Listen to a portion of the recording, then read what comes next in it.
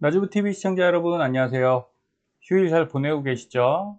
네, 일요일 오늘은 뭐 날씨가 좀 청명한데 더위가 좀 줄었죠?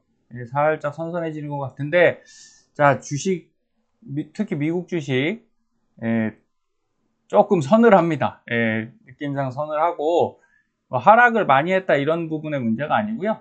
예, 이전 방송에서 말씀드렸듯이 그 19일 날 말씀드렸죠. 예, 이렇게 떨어지면 바로 매수하지 마시라 라고 말씀드렸어요. 물론 하셔도 됩니다. 조금씩 하시고요. 대신 너무 무리하게 가지 마셔라. 이렇게 해서 반등 바로 나올 거라고 예상하고 움직이는 건 조금 위험합니다.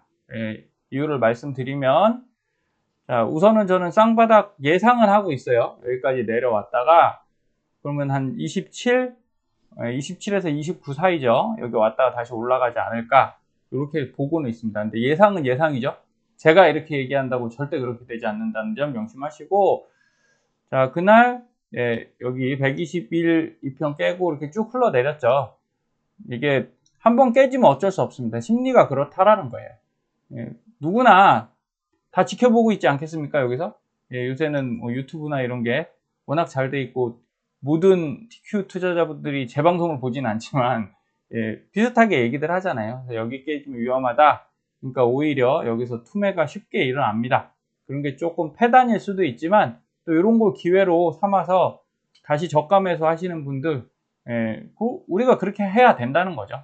저도 조금씩 매수 다시 하고 있습니다. 근데 여러분들한테 매수하지 마시라고 하는 건 저는 매매 계획이 다 있다라는 거죠. 여기서 얼마 사고 여기 얼마 사고 이렇게 다 계획이 돼 있는데 그냥 무작정 계획 없이 매수하진 절대 마셔라 이 말씀입니다.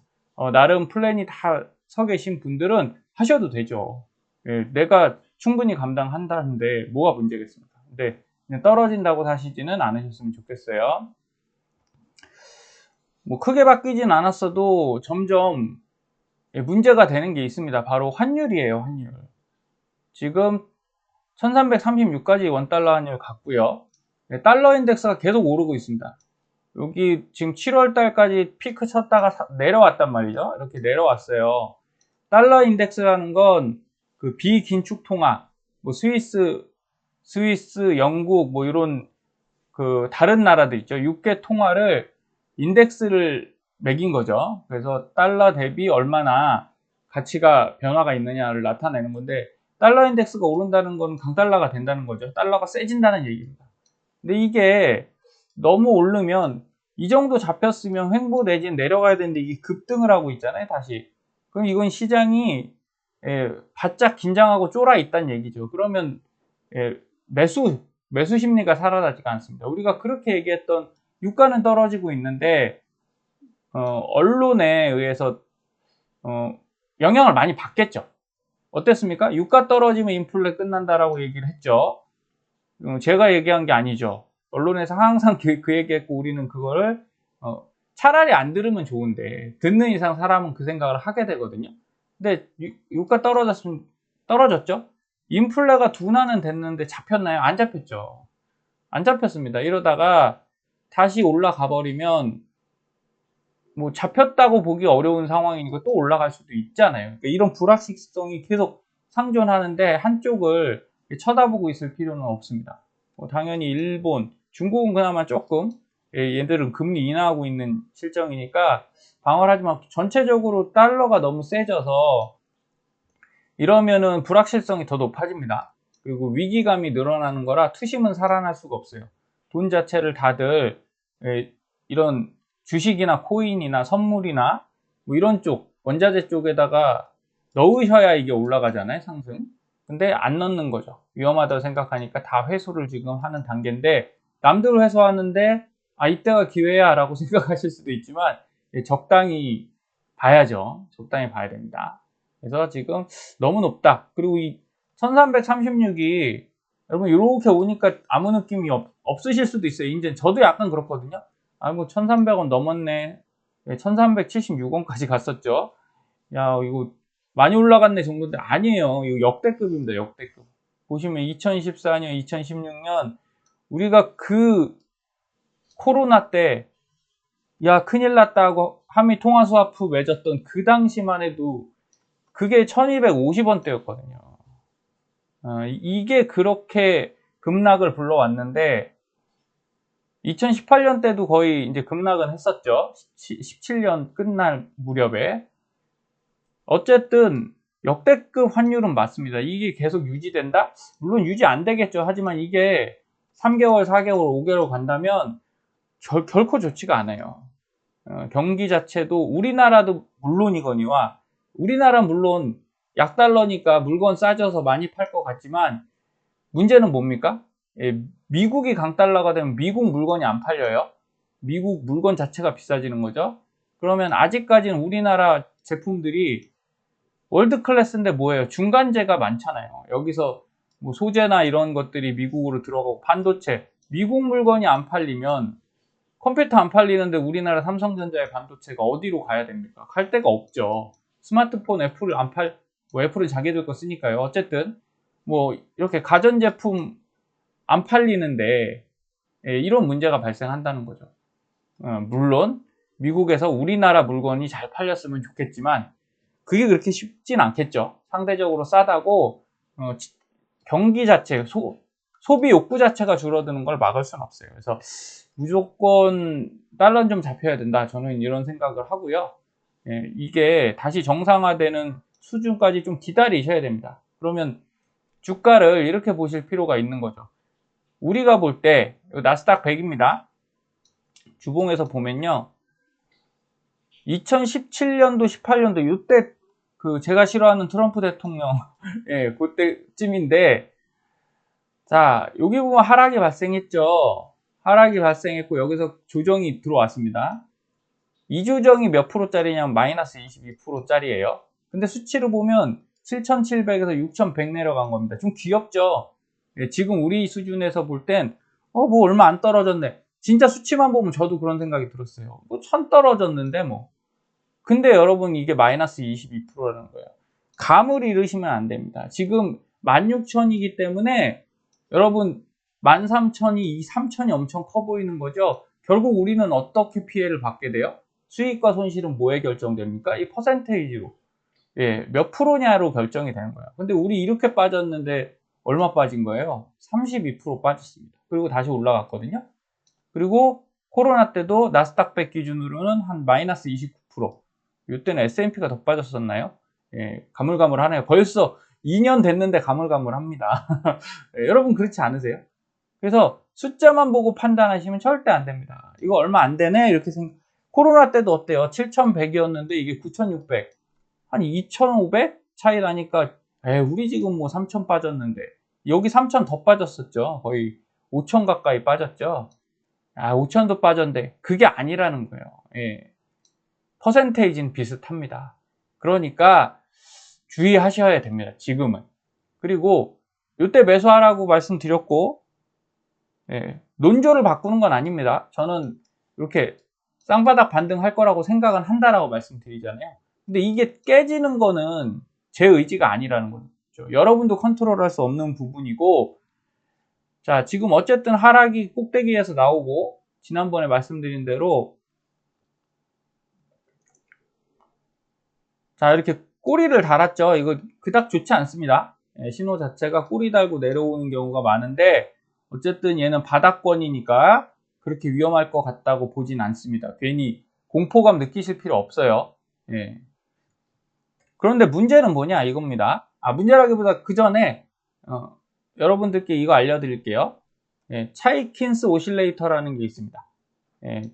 마크 차이슨이라는 분이 만드셨는데 자 요거 지표는 3하고 10 쓰시면 돼요. 30 숏 짧은 기간은 3으로 쓰시고 롱은 10을 쓰시면 되는데 자, 얘가 뭐냐면 변곡을 상당히 잘 잡아줍니다. 이 추세 변곡 있죠? 이거를 굉장히 잘 잡아주는 지표예요. 뭐 이러한 단점을 이게 무슨 단점을 말하냐면 RSI 같은 경우는 우리가 여기 봉이 있잖아요. 여기 그냥 요 봉을 보겠습니다. 장대 음봉이죠. 봉이 있으면 옆에 거 양봉을 볼게요. 꼬리가 위아래로 길게 달렸죠. 이렇게 돼서 이렇게 달렸습니다. 자 이런 식으로 됐을 때 RSI나 대부분의 지표는 이걸 전체로 이제 거래량이 발생했을 거잖아요. 그죠? 여기 이렇게 샀다가 팔았다가 뭐 이건 이렇게 되는 거죠. 시가가 여기니까 여기서 샀다가 떨어진 거죠. 하락했다가 쭉 올라왔다 종가 여기서 마무리된 거니까 이 구간 동안 전부 다 거래량이 발생했겠죠. 그러니까 이거를 다 표시해 줍니다. 이 밑에 거래량을.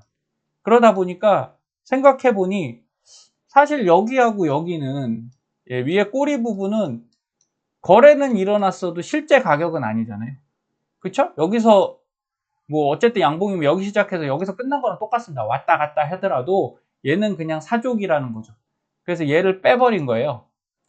딱 빼버리면 거래량이 반토막이 나겠죠. 그래서 실제 거래량을 구하는 겁니다. 그래서 당일 주가 움직임을 중간치로 계산하는 겁니다. 꼬리를 좀 띄고 뭐 이렇게 생각하시면 돼요. 그래서 괴리도 분석을 하면 이전 상승에서 보다 낮은 곳으로 다이버전스 얘기하는 겁니다. 제가 종종 말씀드리는 모든 지표에 어떤 건 다이버전스가 적용이 되고 어떤 건 안 되고 이런 게 있어요. 그리고 반대로 주가는 신저가에 도달했으나 CO라고 불러요. 차이킨스 오실레이터. CO가 하락하면 이제 변곡점이다. 근데 이게 상당히 잘 맞습니다. 그래서 요건 또 추가로 하나만 더. CO는요 방향 전환에 따른 매매 기법을 쓰는데 자 올라간다고 무조건 그 위아래 쪽을 다 쓰시는 게 아니에요. 가장 중요한 것은 주가가 중장기 추세를 파악하여 추세에 순응하는 매매를 해야 되는 것이고요. 추세가 상승 추세일 때, 자 여기서 상승이었죠. 상승일 때는 매수 신호만 쓰시는 겁니다. 매수 신호만. 그리고 하락일 때는 매도 신호만 쓴다. 이 정도만 머리에 두시고 자 변곡 파악하는 건 어렵지 않아요. 주봉에서 이렇게 보는 거죠. 여러분 여기서 이렇게 주가는 올라가고 있죠. 근데 요게 CO거든요. 요 까만색 선, 요 까만색 선이 CO인데 살짝 이렇게 올라가는데 따라 올라가지 않고 어떻게 돼요? 이렇게 내려가는 게 보이시죠? 요게 바로 다이버전스가 나타나는 겁니다. CO에서. 그리고 나서 이렇게 쫙 쏟아졌죠. 요게 좀 잘 맞는다는 거예요. 보기가 좋다. 그리고 여기서도 어때요? 쭉 상승하는데 여기서 분명히 여기 상승했거든요. 근데 여기는 여기서 꺾이죠. 여기서 올라가는데 여기서 꺾여요. 그러다가 따라 올라가다가 이렇게 같이 떨어집니다. 그래서 여기 변곡이 바로 앞 포인트에서 나오는 게 아니라 살짝 바로 앞이나 또는 한 템포 앞쪽에서 이렇게 다이버전스가 발생하면 우선 의심을 하셔야 돼요. 요 기간 짧은 하락도 있었기 때문에 그 영향일 수 있지만 어쨌든 색안경을 좀 끼고 보셔야 된다. 여기도 이렇게 올라는 갔죠. 음봉이 하나 껴있지만 그렇지만 CO는 내려왔어요.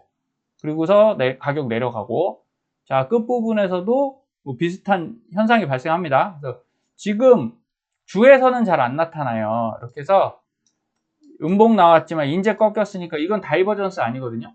여러분 정상적인 흐름입니다. 근데 일봉에서 보면 이거 신호가 좀 잘 보여요. 자 일봉에서 보면 이걸로 볼까요? 차트를 직접 좀 보겠습니다. 차트를 자 우선 TQ 제가 이 중간에 넣어놨죠. 여기 차이킨스 오실레이터를 중간에 넣었어요. 보기 좋게. 자 그러면 이렇게 된다라는 거죠. 여기 보실 때 자 그냥 이 부분만 보겠습니다. 이 부분만. 자 끝쪽에 지금 주가는 상승하고 있죠. 이렇게 상승하고 있는데 CO가 어떻게 되고 있나요? 이렇게 내려오고 있어요. 대놓고 안 좋아 이렇게 얘기를 하고 있죠. 그러니까 주의를 해야 된다는 거죠. 여기서도 우리 고점 부분에서도 보세요. 자 이렇게 올라가다가 여기서 살짝 하락하고 다시 올라가는데 CO가 어떻게 돼요? 이렇게 내려가죠. 그러니까 이렇게 다이버전스가 발생하는 여기도 이렇게 올라가는데 여기가 내려갔죠. 그럼 그래놓고 결국은 이렇게 쭉 빠졌거든요. 그러니까 주의해야 될 필요가 분명히 있다. 그리고 나스닥 같은 경우가 지금 우리가 그 빅테크가 너무 좋아서 금리가 낮았잖아요. 저금리 상황에서는 무조건 기술주가 유리하거든요. 그건 누구나 알고 있는 사실입니다. 근데 이제 고금리가 가기 때문에 그러면서 우리 무슨 얘기를 듣나요? 고금리가 가는데도 불구하고 빅테크가 오를 거다라는 얘기를 많이 듣습니다. 물론 오르겠죠. 근데 이전만큼은 쉽지 않다라고 저는 생각을 해요. 개인적으로 그렇습니다. 이유는 빅테크에 너무 많은 돈이 몰렸어요. 한동안 호황을 잃었기 때문에 좋다 하니까 우리가 어땠어요? 다른 거 안 샀죠. 무조건 빅테크만 샀습니다. 그래서 버블이 발생한 거잖아요. 일반적인 S&P 500 중에서도요. 예, 뭐 P&G 같은 경우는 뭐 엄청난 버블이라고 말하기도 힘들고, 코카콜라도 마찬가지입니다. 오르긴 올랐는데 걔들은 그렇게까지 올랐다고 보기가 어려워요. 많이 올랐어요, 그래도. 하지만 정말 기술주들은 많이 올랐거든요. 그래서 이런 거를 생각했을 때 조금 더 안전한 스텝을 가셔야 되고, 나스닥백도 어떻게 됐어요, 지금? 예, 올라가는 거 대비 다이버전스가 여기 CO가 발생하기 시작했거든요. 그러면 여기에 추종하는 TQ는 당연히 좀 조심해야겠죠.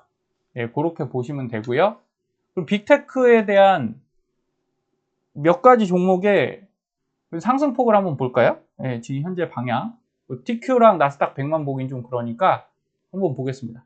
예, 테슬라도 지금 올라가다가 여기 주가 올라가고 있죠. 그런데 애석하게 주가는 올라가고 있는데 얘 떨어지고 있어요. 예. CO가 내려가고 있고요. 그 다음에 애플을 봐야겠죠. 그래도 대장인데, 애플, 여러분 올라가는데 애플 진짜 무섭게 올라가죠. 예. 이렇게 올라갈 겁니까? 최근에? 예, 아무리 반등을 한다 해서. 근데 사람들이 불안하니까 이제 애플을 다시 사는 거죠. 이거 너무 불안하니까 애플은 안 망하니까 그냥 1등주 가자. 이렇게 해서 이렇게 가는 것 같아요. 근데 역시나 CO는 내려가고 있고, 중요한 건 이런 부분에 있습니다. 제가 이전에 말씀드렸었는데, 자, 고점을 찾는 제 방법이 있다고 말씀드렸죠. 예, 요건 잠깐. 자, 전고점을 찾는 방법을 저는 거래량으로 쓰거든요. 자, 요 밑에가 거래량입니다. 누적 거래량인데, 이 깜장색 선이 최고 거래량을 나타내는 겁니다. 그럼 과거에 어디가 최고 거래량이었죠? 여기네요. 예, 여기가 제일 높았어요. 자, 이 거래량이 2014년에 일어났습니다. 근데 신기하죠? 지금 가격이 훨씬 높은데 2014년 이 가격대 어떻게 이렇게 최고 거래량이 나왔을까요? 엄청 샀다는 거예요, 누군가. 거래량은 결국 뭐예요? 숫자잖아요. 거래 대금이 아니라 숫자이기 때문에 지금은 비싸서 많이 못 사도 그땐 쌌기 때문에 누군가가 엄청나게 샀다. 그래서 최고 거래량만큼 이 누적 거래량입니다. 이 노란색하고 노란색 바탕에 이 주황색 선이 누적 거래량이 그 최대 거래량만큼 가는 수준. 제가 해보니까 이게 맞더라고요, 거의. 그럼 여기도 거의 왔죠? 근데 여기는 이제 딱 닿았죠. 예, 보시면 딱 맞아요. 그때가 최고점이면 그때가 최고점이라고 말씀드리는 겁니다. 그럼 그 다음부터는 자, 여기 최대 거래량, 누적 거래량 최대를 찍고 나서 빠지잖아요. 그럼 당연히 가격은 내려가겠죠. 그래서 이렇게 내려가는 겁니다.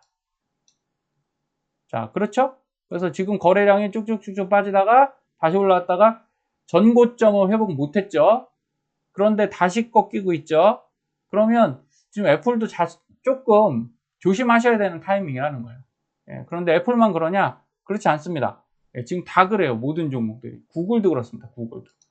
자, 구글도 마찬가지로 그 방법을 통해서 거래량으로 한번 볼까요? 자, 여기 최대 거래량 나왔네요. 구글은. 근데 조금 더 확대를 해볼게요. 과거에 있을 수도 있으니까.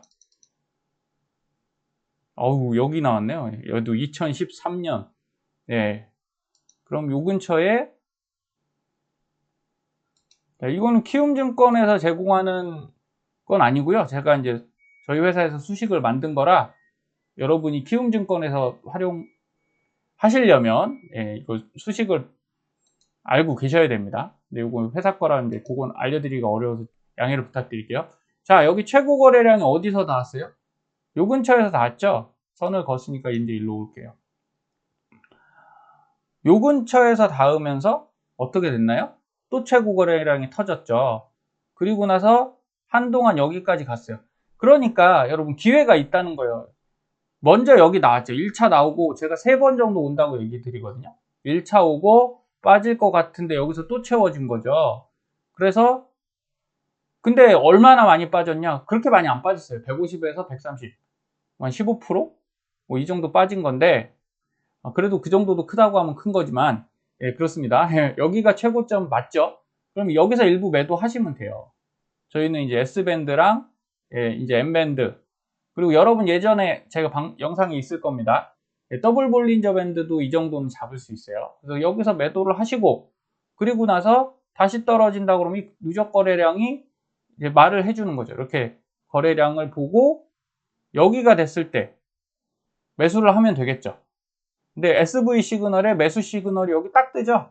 예, 녹색 정확하게 뜹니다. 그럼 여기서 사는 거죠. 여기서 샀다가 다시 올라가는 최대 거래량 찍으면서 여기 또 닿았죠. 그러면 고점 다시 회복하는 요 근처, 예, 요 근처에 매도를 하면 됩니다. 근데 굳이 여기서 매도를 하실 필요는 없다라는 거예요. 없고 단지 우리가 제일 궁금한 건 이거잖아요. 어디가 최고점이냐. 우리 꼭지를 잡고 싶어 하시죠? 예, 저는 주로 꼭지를 좀 잘 잡습니다. 이걸 통해서 여기 꼭지죠. 그럼 여기서 그냥 매도하면 되고요. 그 뒤에 온 건 사실 이 가격을 갱신하지 못했어요. 예, 꼭지는 아닙니다. 요 밑으로 계속 떨어지고 있죠. 그러니까 이 뒤쪽은 같은 거래량이 발생한다고 해도 여기가 이제 최상단이겠네요. 더 낮은 가격입니다. 그러니까 이때가 가장 잘 판 거라 처음에 올 때, 예, 많은 물량, 뭐 100%는 아니더라도 절반 정도는 매도를 하는 게 옳습니다. 그래서 저도 그때, 예, 구글 매도를 했고요. 지금은 분할 매수로 지금 다시 사고 있어요. 여러분들이 장이 어려워지고 앞으로 하락이 오잖아요. 그러면 오르거나 내리거나를 고민하지 마시라고 제가 누누이 말씀드리죠. 그거는 우리 영역이 아닙니다. 그러니까 얼마나 더 잘 분할 매수를 하실지 그거 결정하시고, 예를 들어 구글 같은 건 이런 겁니다. 예, TQ도 마찬가지고요. 제가 이 플래티넘 차트에서 항상 강조하는 건, 자, 여기 회색 영역은 안 들어갔어요. 구글은. 그렇죠? 이 회색은 매수 금지입니다. 절대 사시면 안 돼요. 여기 가면 그냥 떨어집니다. 근데 여기는 안 갔는데 여기 있으니까 지지하고 올라갔죠. 이렇게 해서 지지하고 올라갔으니까 지켜봐야죠. 그럼 여기서 사셨으면 됐고, 근데 이렇게 지금 다시 내려오고 있으니까 여기 지지를 보는 거죠. 만약에 여기를 지지하고 다시 올라간다. 그럼 이게 쌍바닥이잖아요. 그럼 제가 아까 말씀드린 TQ 쌍바닥이 얘도 적용이 그대로 되는 겁니다. 얘가 올라가야 나스닥 100이 올라가고, 그죠? 그럼 TQQQ가 올라가야 될 거 아닙니까? 그래서 알파벳, 애플, 테슬라 다 비슷한 지금 양상이에요. 예, 이 변동 폭의 차이지 결국 흐름은 비슷하다. 그래서 여기서 지지를 꼭 해줘야 돼요. 지지해줘서 올라가야만 우리 TQ도 상승을 하는 겁니다. 근데 여기를 깨잖아요. 그럼 당연히 TQ도 못 지켜지고 내려오겠죠. 그래서 여러분들이 개별 종목을 다 보실 필요 없이 TQ만 보셔도 되죠. 그렇기 때문에 올라가는 거 너무 고민하지 마시고 떨어지는 거 고민하지 마시고, 저라면 여기서부터 여긴 안 산다고요. 예, 117에서 85는 안 사는 게 좋습니다. 구글은. 그러면 TQ 같은 경우는 어떻게 되나요? 얘는 3배라 더 많이 내려왔죠. 벌써. 사실은 지금 사면 안 되고 더 떨어지면 사야 되는데, 예, 어쩔 수 없습니다. 3배짜리니까. 여기 그래서 제가 32 정도에 사시라고 말씀드린 게, 여기쯤 분할 매수를 시작해 보시는 거라는 거죠. 그럼 아까 말한 구글이나 애플에 121선 오거든요. 그리고 나서 요 밑으로 내려올 때 여기 22선까지 요 안에서 매수하시면 괜찮을 겁니다. 예, 더 떨어지면 그건 우리 영역 아니라고 말씀드렸죠. 그래서 요거 잘 참고하셔서 다음 주에 혹시 더 하락이 되더라도 지금은 천천히 매수하시는 게 좋다. 예, 참는 자만이, 예, 복을 받는 거예요. 그리고 마시멜로우 이야기 아시죠? 책. 예, 그 마시멜로우를 5분간 15분간 참아야 됩니다. 우리 한 15주 해서 한 5달, 5달은 아니죠. 4주씩 계산하면 한 뭐 4달에서 5달 참으시면, 예, 그 안에 이제 사야죠. 살 타이밍이 오겠고, 그리고 나서 반등 가면 분명히 좀 수익권으로 갈 수 있지 않을까 이렇게 생각합니다. 그래서 어려운 시기, 예, 이렇게 좀 현명하게 대처하셨으면 좋겠습니다. 남은 주말 잘 보내십시오. 감사합니다.